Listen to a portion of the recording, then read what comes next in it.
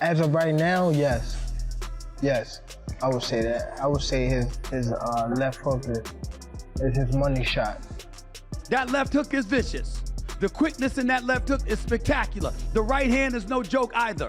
With everybody, all the great left hookers of the past. But the crazy thing is, like, bro, he don't even bring it out. He just goes from right here. Right there, whip. Like a whip. It just kills guys. Bro. It has so much power from short distance, just nothing. Just turns it over. Yeah. And he can hit you with multiple ones in a row. Hey, he just keeps throwing left hooks. He don't even believe in jabs. And the funny thing was the troll job. Gervonta Davis is one of the people warning Conor Benn ahead of fight night. And he is not the only one highlighting one specific tool in Garcia's arsenal, his left hook. That punch could be the deciding factor in the entire fight. The game is that he's a decent counterpuncher. I'm not gonna lie. He's a decent counterpuncher. He knows how to land that left hook. And the fact that his father started to develop his right hand, that's gonna help him even more in fights, because he don't have to be just dependent upon one punch. He can use both hands now. And what I did like about Ryan's performance was he did go to the body as well. He went to the body with right hands to the body as well. Looking at what makes Garcia such a threat from the start, Eddie Hearn and Tony Bellew both highlighted his hand speed, which they say no one else in the weight class can match. They compared it to Amir Khan and called it the real difference maker, the reason his punches land before opponents even have time to respond. We're going to see Ryan Garcia. Ryan Garcia is the quickest fighter pound for pound in the world. Ryan Garcia is the fastest fighter in the world. I don't care what anybody says. It's not athletics though, is it? No, it's pound for pound. Adi, the hardest thing in boxing is to get there and land. He can land and you don't even see it coming. I think 147 for him as well is when he was at 135. I remember when he fought Luke Campbell. He was really tight down there. He is so quick. 147, I was at that fight against Barrios. Physically at 147, he looked just, because he's quite tall. I haven't seen a fighter as quick as him since Amir. Not seen a fighter as fast as him in a long time. Moving on to Benn's actual chances, Eddie talked about whether fighting at 147 pounds is really practical for him, considering how tough the weight cut could be for someone not naturally built for that division. He also brought up the power difference, wondering if that factor alone could decide the fight before it even really begins. Like I mean, look, I'll give him a chance because you never know what you're going to get with Ryan. Another one. Talk about temperament. Like Tio. No one gave Rolly a shot. People, yeah, well, we made that was fight. a bit of a weird night. Yeah, like, for Times the whole Square. thing was a bit weird, and I think that if Ryan's on, I hate Conor at 147. It's going to be so brutal for him to get down there. Once you've been 160 twice, even when he was he's always known he's a 147. Tony said he ain't got the power at 147. And he's not robust enough at 147. No, I don't. Up at 160, disagree. he was punching harder. He's not a 160. Davis gave his view on why that punch is so important, calling it the one with enough force to finish the fight completely. He also explained what the move down to 147 pounds really takes out of Benn. Unless Benn lands something big of his own early, that left hook could be what decides the outcome. If he's going to make 147, if he's good at the weight, it'll be a good fight. If he has really struggled at the weight, he's going to struggle against Garcia, who is a massive puncher at welterweight with both left and right hooks, notably that left hook. It's a dangerous fight for him. I think it'll deliver all the way to the fight, but I think he'll get knocked out by Ryan Garcia, unless he knocks Garcia out himself. I want to see Devin Haney in with Ryan Garcia as well in the rematch. That's a massive fight. But Conor Benn, I've said this before and I will say it again, could end up with 50, 60, 70 million in the bank and never win a world title. Mike Coppinger treated Benn's knockout plans as a real danger worth analyzing. He pointed to certain times in Garcia's past when he was clearly hurt and broke under constant pressure, framing that weakness as the exact strategy Benn's team is working on as they get ready for fight night. Conor Benn, he's training here in Santa Monica, Max, getting ready for the big fight against Ryan Garcia. It's going to be September 12th. And I am told, and you don't hear this a lot really, I'm told that he is training for the knockout. He knows that Ryan Garcia has been stopped before, happened against Gervonta Davis. He got dropped against Rolly Romero. Conor Benn wants the knockout. He's shown that he has big power at 47. This is going to be his first fight at the weight in, I believe, 4.5 years or so. To me, that's actually news, Gabe, because not everyone trains for the knockout, right? Yeah. You hear a lot of fighters say, hey, I'm going to train to beat him. If the knockout comes, it comes. What does this mean to you? I think this is the way he can win the... Elsewhere, the group discussed just how dangerous this cut down to welterweight really is for a fighter who has not hit that weight in years. They brought up Roy Jones Jr.'s well-known problems when he started losing weight later in his career, using that as a warning about the physical strain Ben could be facing. A heavyweight champion who dropped back down to 175 lost that knockout power. Heavyweight champion of the world went back down to 75 and he lost that pop. So, you know, it's going to be even Eubank too. Even when when when Conor fought Eubank, losing all that weight, it showed in the second fight. So I didn't think that till you mentioned it, because I thought that Conor's gonna win this fight. I think you talk about you put him in. I think Roy's one of the greatest of all time. Roy's by the way. But I'm saying, you put him in Roy was 1 or 2 fights away from replacing Sugar Ray Robinson as #1 pound for pound. He never should have gone back down to light heavyweight. It's right a good point. He beats Ruiz and goes right down to 175, and he was never the same. You can see by the way, it wasn't even just the Tarver knockout. The main question splitting opinions was whether Garcia's power and body punches would be enough to break apart Benn's non-stop pressure style. Some felt that Benn's high work rate simply wears fighters down as the fight goes on, while others thought Garcia's accuracy could stop that approach before it ever gains any speed. Ryan's a good body puncher. Maybe the weight is good body puncher. That's probably the big concern for me. Now you put it in that perspective. I thought that so many close fights because Ryan is good. Yeah. I got Conor winning. I think when you put Ryan in some fights with dogs, I don't think Rolly's that good of a fighter. I think Rolly's a dog though. Right? You put him in and retain another talented, athletic dog. Right? You see how that ended. And Ryan's either going to have to take that out of Conor's hands by knocking him unconscious, or he's going to have to show that he has dog in him, that Conor Benn is calling out, saying you don't have that in him. Ryan is a good body puncher. Maybe the weight is the real issue. That is probably the bigger worry for me. Now that you put it that way, I thought it would be a close fight because Ryan is skilled. Yeah. I think Ben will win. When you put Ryan in fights with tough opponents, I do not think he handles them well. I think Ben is a real fighter though. Right. You put him in there with another talented, tough athlete. You saw how that ended. Ryan will either have to take Ben out early by knockout or show that he has the same fighting spirit, which Ben keeps saying he does not have. After that, the focus shifted to Garcia's recent social media activity, with Tony Bellew questioning whether that confidence shows real readiness or just a distraction from his training. Punching harder. He's not a 160 by the way. Yeah. But he was punching harder. I think he was more robust to take shots. At 147, drained. He don't hit hard enough. And if he gets hit by those shots, I disagree. I think if he clips Garcia the right at way, 147. If he clips him, boy, he's gonna know. He's gonna know he's being hit. And once again, I think I've seen a little bit of the presser. I haven't seen it all. I've seen the little clips on social media. And when you've seen Ryan Garcia saying the things he's saying, that automatically leads me to think, you just think this guy's not much. You think this is an easy night's work. Tony did not overlook Ben's determination or the solid effort he has shown during training, but in the end he gave the edge to Garcia's speed as the key factor. Even with doubts about how the weight cut to 147 might affect him physically, Eddie still strongly backed Ben, saying his readiness and grit are too hard to ignore as fight night approaches. I have to go with Ryan. Very quick, Tone. Yeah, it is. I mean, I can't. I want to pick Conor. I want to pick him, but Ryan Garcia is the fastest fighter in the world, pound for pound. I can't see past. I just think the weight cut's going to be too hard. Yeah. I'm going to go with Conor Benn. Absolutely not. I'm not going to go with Conor. Oh, get it. I think. Listen, Conor's got big balls. He trains super hard. He'll go into that fight with it, giving it everything. I just think he'll get chinned. And he believes everything he's saying, by the way. Yeah, he does. He thinks he's going to win. But guys, I've got to wrap. Everyone's telling me to wrap it. So Sergio Mora and Chris Mannix looked at the statistics, with Mora giving Ben only a 1 in 5 chance. They noted that Garcia's improved right hand shows clear growth in his skill set, and added that Ben's only real way to win is by fighting in close quarters instead of trying to outbox him from the outside. Does Conor Benn have a chance to upset Ryan Garcia? A slim chance. I think a 20% chance, Trejo, because we've seen Ryan Garcia be vulnerable in exchanges. We've seen him go down. We've questioned his heart before. But I think we're seeing a new Ryan Garcia. That performance against Mario Barrios surprised the hell out of me. I never knew he had a right hand.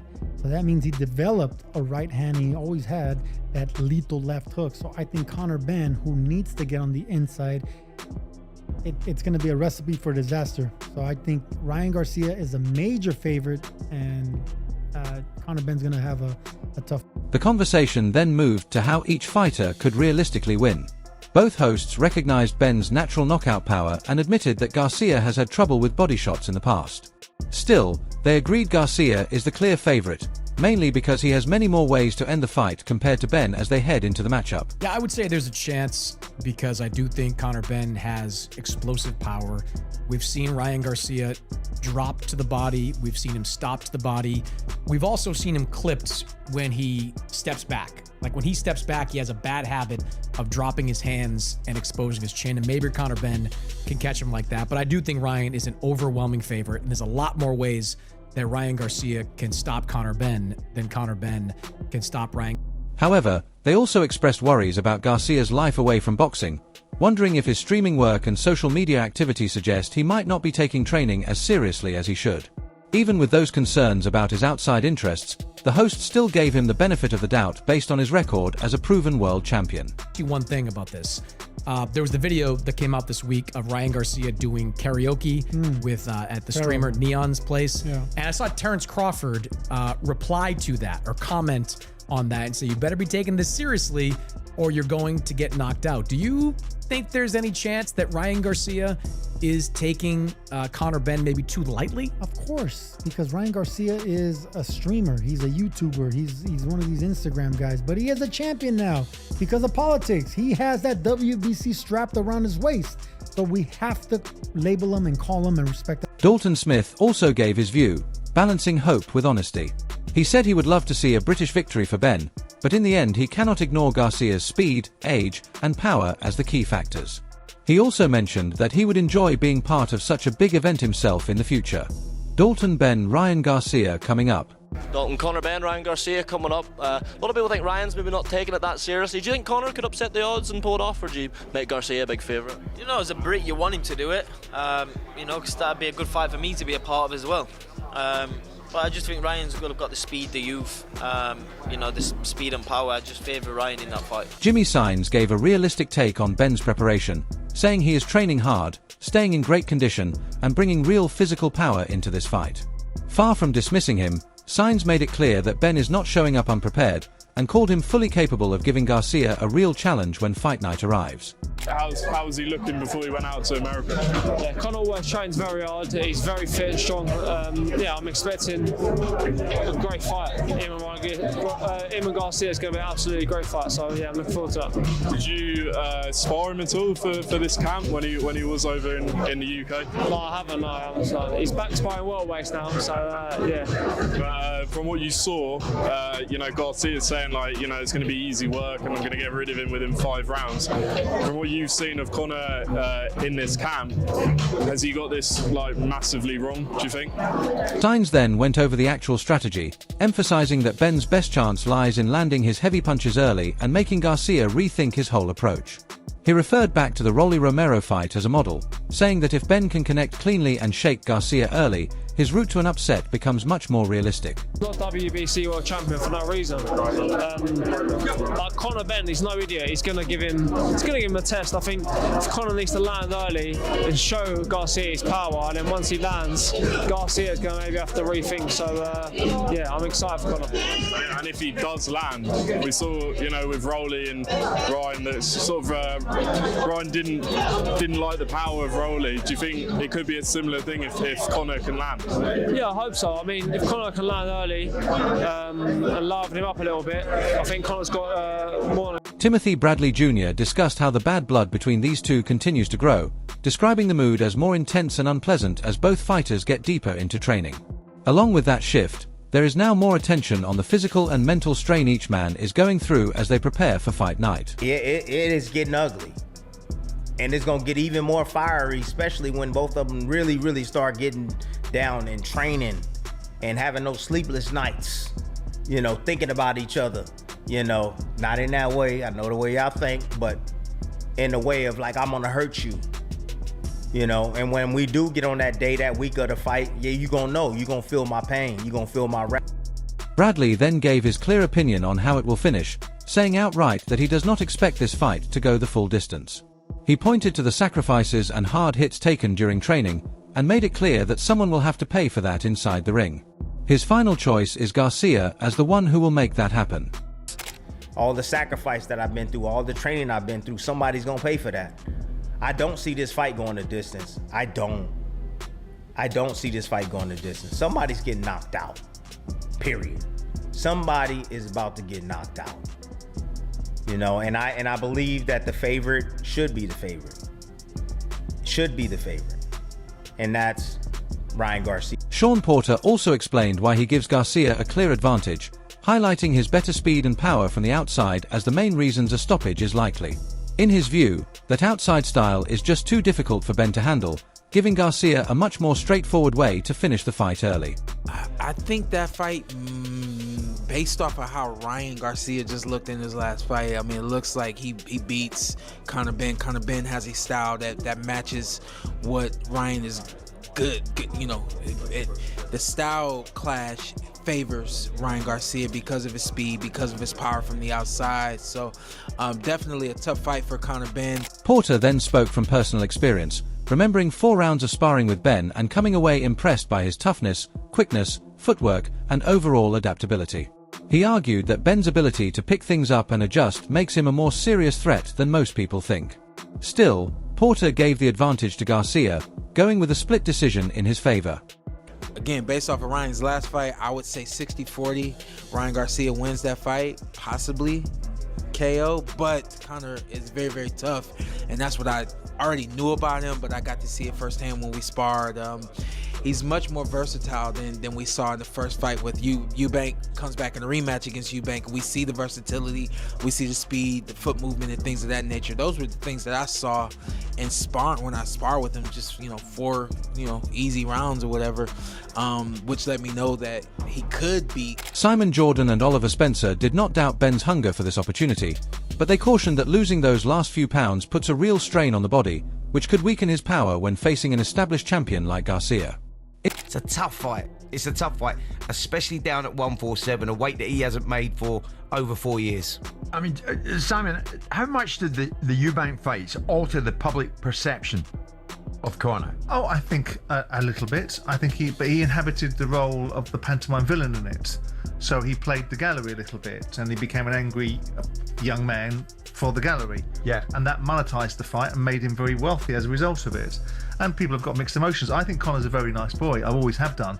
I think that they, as Spencer alluded to, I don't think the way that situation was handled was particularly admirable. By a load. They then looked closely at the matchup, noting that Garcia has a history of looking for an exit when the pressure becomes too much. Still, they warned that Benn is taking a major step up in competition, and agreed that unless his power carries over well at the lower weight, winning will be very difficult. In this fight is if he can carry the power into the 147s, then we know that Garcia has a propensity, or had a propensity, when it gets tough, to look for a way out. He looked for a way out against Tank Davis, and I know we're talking about levels in that fight, Spence. Yep. But he showed it once, and if Conor can make the fight ugly and drag him into a fight, you might see Garcia's backside go a little bit. But it looks very, very difficult fight for Conor to win. And it's probably, we all talked the other day about the idea that Conor Benn has been the best matched fighter for the kind of finances that he's been able to achieve, and fair play to him. Oliver described this fight as a true test for Benn's career, one that could help him move beyond past issues with drug testing and establish real credibility in the sport. Although Garcia is still the clear favourite, they agreed that a win for Benn would be one of the biggest victories a British fighter has ever pulled off on American soil. And that is why I listed it as one of the fights I really wanted to see, because it is the known against the unknown, and Benn has done plenty of talking, so now it is time to deliver. I put it down as one of my fights that I really wanted to see this, because it's the known against the unknown, and Conor Benn has done a lot of talking, and now it's time to deliver. This is the launch pad for him, the acid test. But you're both telling me it's going to be a tough night for Benn. On what we've seen, Ryan Garcia would start a heavy favourite for me. Heavy favourite? Heavy favourite? Yeah, heavy favourite. Really? Yeah. We got to remember, Jim, for people that won't understand, boxing weights and how hard it is to make these boxing weights, Conor Benn has been competing at 160 pounds. He went down to 155 pounds, was it, or something last time?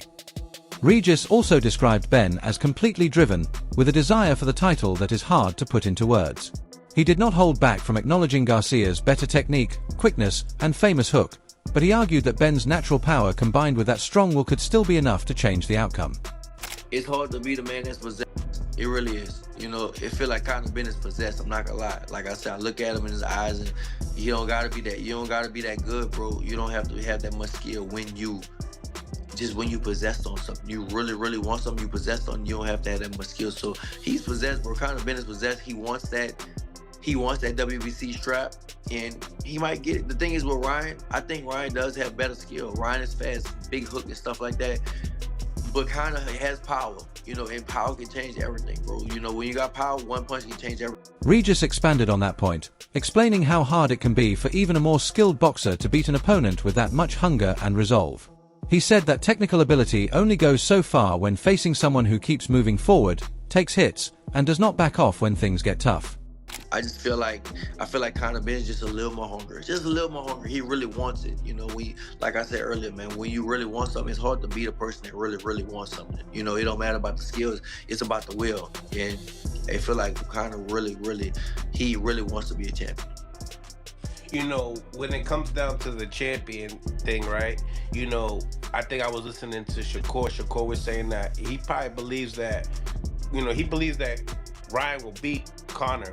I seen it in the Ariel Helwani interview. But in the same time, he says that he believes that Conor really believes that he could beat Ryan. Regis finished with a clear reminder of what this sport really comes down to, pointing out how fast strategies fall apart once the actual punches start flying. At this level, he said it often boils down to something basic. The fighter who lands the first big punch usually sets the rhythm, takes control of the exchanges, and ends up deciding how the fight concludes. Bro, you gotta realize, that's what I told Conor, bro, this is a fight, bro. Like, at the end of the day, you can have all the skills you want. When you get hit, man, I'm telling you, bro, it's a difference. If you never been hit with an 8-ounce glove or a 10-ounce glove on, bro, that shit hurt. And when you get hit, man, it changed a lot of things. Just like Tyson said, bro, like, everybody got a plan until they get punched in the face. And that's so, bro, I swear that's so true. You can have all the plans you want. When you get hit with that, man, them little ass gloves, that shit hurt, bro. Like, so, yeah, man, I think that, yeah, Conor and Ryan will be a great fight. With opinions all over the place on how this fight will go, the one point everyone shares is that Fight Night will not let anyone down. It is speed against power, youth against toughness, and a British underdog hoping to surprise the world. If you want all the predictions, sparring stories, and training updates as this fight approaches, hit subscribe and turn on notifications so you do not miss any of our breakdowns.